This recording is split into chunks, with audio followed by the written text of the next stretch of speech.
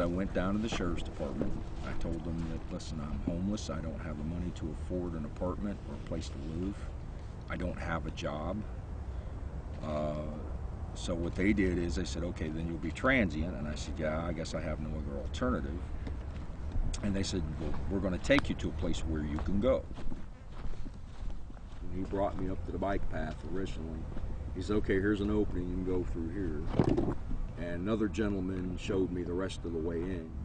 You know, they did tell you, oh yeah, there's wild animals out there, but like I say, there's no panthers or cougars or nothing like that. The worst you're looking at is some raccoons and, you know, a few snakes, but I mean, you're going to get that anywhere.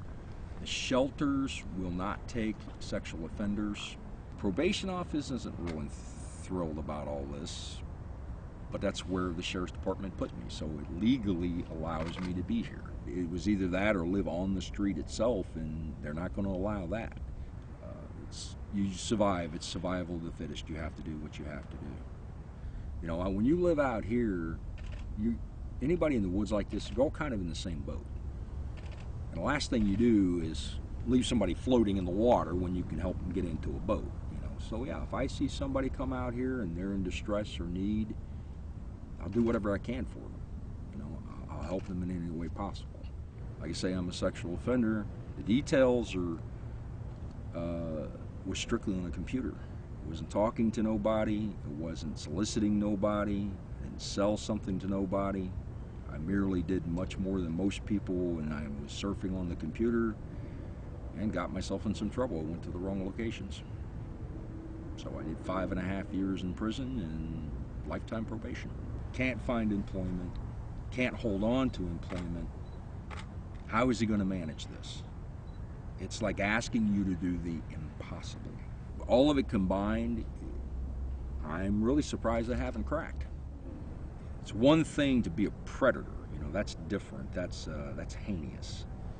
You know, like attack someone or rape or anything, that's terrible.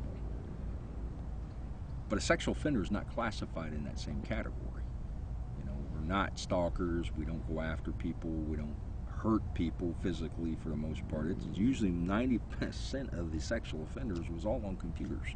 The best part of it is if you know where these sexual offenders are, if you know where they're living, you have less to worry about because you know where they are. And that's how the sheriff's department views it.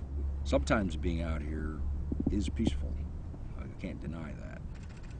You know, there are days I can sit out here and I don't have to deal with the rat race, I call it, of the world out there, the insanity. You know, it's what's called being institutionalized, unfortunately. In my case, being lifetime probation, like I say, it's a catch-22. I'm in a revolving doorway. They could violate me 50 times in my life, and I go in for a year, come out. Go in for a year, come out. There's no way to stop it. It's the problem, unless I can obtain what I need to while I'm out here. And then I only have so much time to do that.